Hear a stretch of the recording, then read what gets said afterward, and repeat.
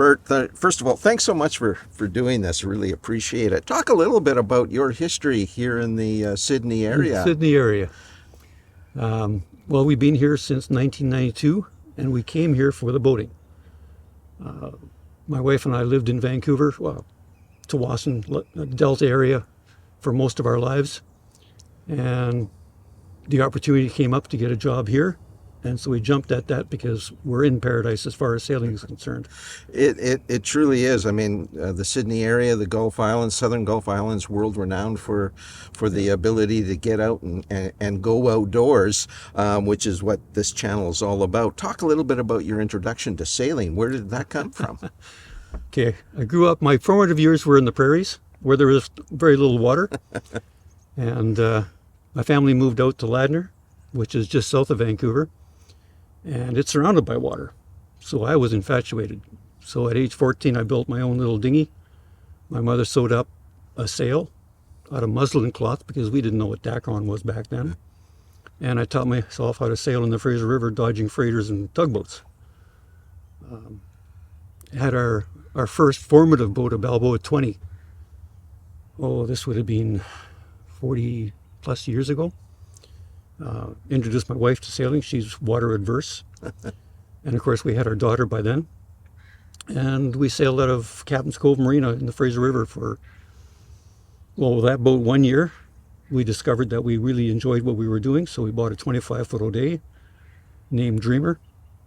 And we sailed that for 8 years out of the Fraser River. We moved up to a 30-foot boat, this one. And we've been sailing ever since. So it's 40 plus years on the water. And I'm not tired of it. My wife is sort of reluctant to go out these days, but this year I went out to the west coast of Barkley Sound and up to Desolation. And this is only August 4th, I think it is, so not finished yet. You've already put the miles on. If you were to add it up, Bert, and this is testing your memory a little bit, yeah. What do you think the total number of nautical miles sailed would tally up to? Well, on average, it's about 1,000 miles a year. So we're looking at 40 years of it. Wow. Well, the first years, of course, we didn't do 1,000 miles a year, but probably over 20,000, probably approaching 25.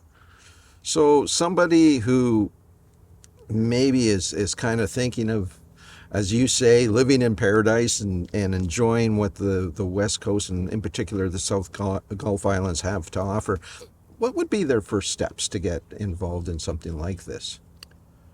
Take a training course, a sailing course, or if it's a power boat, then you do the power boat thing, which is Power Squadron. I don't know personally, because I'm a sailor, I don't know of any power boat hands-on sailing courses here. There are many sailing courses for teaching you how to sail a boat. You do that first, then you go and charter a boat, 1 week, 4 days, 2 weeks, whatever you like. And there's quite a few chartering companies in Sydney and up the coast. See what you like. You know, I'm very reluctant to jump into a boat, hands and feet all together, until you know what you want. There's so many different designs of boats that everyone touts as the favorite or the best, but unless you go out there and try it, particularly on a charter boat, you won't know what you want. Yeah, I mean, the boat has to suit the type of cruising or sailing that you're looking to do, right? Yes. And for the Gulf Islands, and basically coastal cruising, you want something that's nimble, not particularly fast, but able to go to windward or downwind. The ocean-going boats that are big and heavy are great for going downwind, but not so good for sailing around here because you end up powering a lot. Because of just the lack of wind, because of the islands and that type of thing. Yeah. Summertime in BC on the west coast, or on the inner coast actually, usually very light winds. I've been extremely fortunate this year in that I've been able to sail all the way from Desolation home without virtually touching the engine unless I'm going into a dock. But that's highly unusual.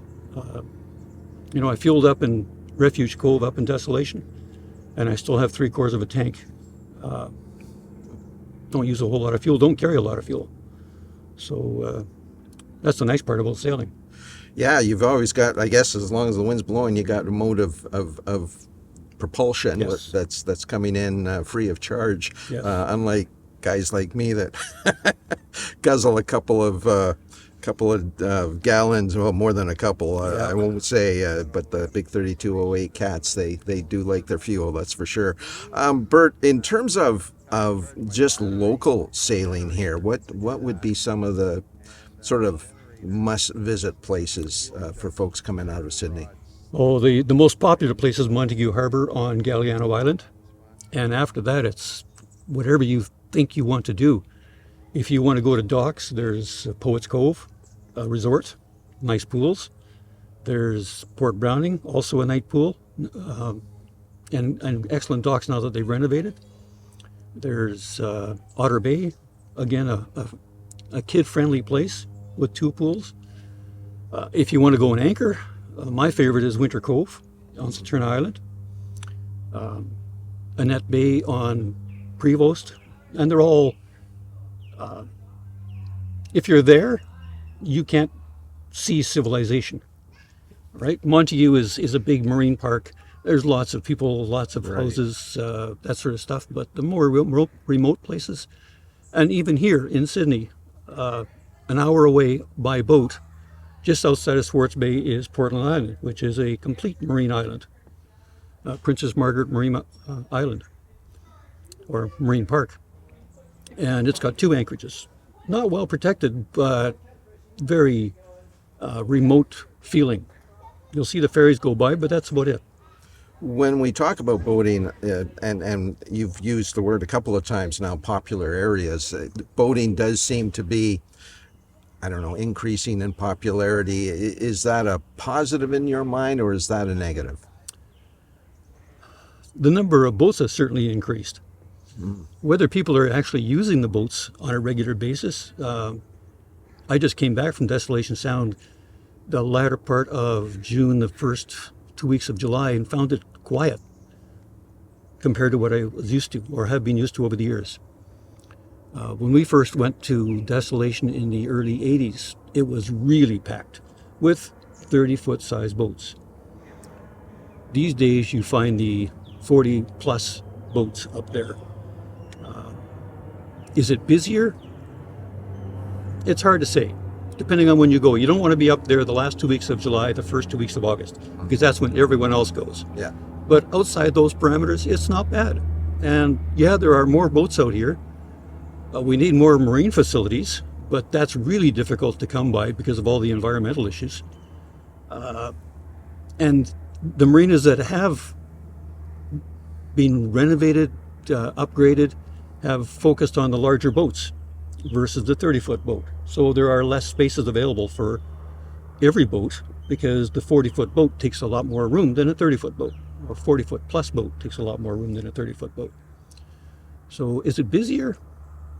Not really. Yeah. There's a lot of boats here that haven't moved for a long time. Yeah, that's true. Right? Well, this is the long weekend, and I just look at the marina here, and there are a lot of boats left over, and yet the parking lot is full, which means there's a lot of boats out. But I think there's about 1,000 boats here. So, even if 100 go out, that saturates the marinas and marine parks in the Gulf Islands. Absolutely. 40 plus years of tootling around, including a circumnavigation of Vancouver Island itself, Bert. When you look into your crystal ball, I guess a 2-part question. Is there any place you haven't been, any place you want to be? I haven't been north of Vancouver Island. So the Great Barrier Rainforest, the Central Coast, Haida Gwaii, up to Alaska, and I know people that have done that. And everyone I've spoken to that has done that, they depend on their diesel a whole lot because it's a long way to go. I'm loath to power if I don't have to. Places I want to go to, I'd like to go where I have been. It's far more relaxing than exploring new stuff. And when I was younger, yeah, it was all about exploring new locations. I'm not getting any younger, so I'm comfortable with what I'm doing now. This year I wanted to get up to the Brooks Peninsula, Cayucot, that area, and the weather stopped me. Do I want to do that again? It was tough this year. So maybe Barkley Sound, maybe just north of Tofino, Hot Springs Cove, that area. Beautiful place. Very few boats out there. But you're challenged by getting out there, number one, through Juan de Fuca, and the weather can be very treacherous. So, now I'm saying that after coming back. I haven't edited my video yet, and when I do, I'll probably think, yeah, I'm going back out there. And we should mention that Bert does have his own YouTube channel and does quite well over 200,000 views, and some great, I mean, and something that started off just for you to do to show family and friends. So That's all it's geared toward. Yeah. I use copyrighted music, so I can't, and I don't make any money off this stuff. And that wasn't the intent. Right. The intent was it's an easy way to share videos with family and friends who haven't been out there or want to go out there. And it sort of snowballed from there. So it takes longer to edit the video than it does to actually take the trip. That's a wintertime project. There you go, Bert. Thanks so much for this. I really appreciate it. And I guess in the world of sailing, a steady breeze and choppy seas. I don't know, whatever it is that floats your boat, right? Any wind is good wind. Powering on a glassy waters is not my idea of fun, but it's doable. Yes. And for all the power boaters, hey, glassy seas are perfect. No argument for me. Yeah. All right, Bert. Thanks so much for this. I appreciate welcome. it.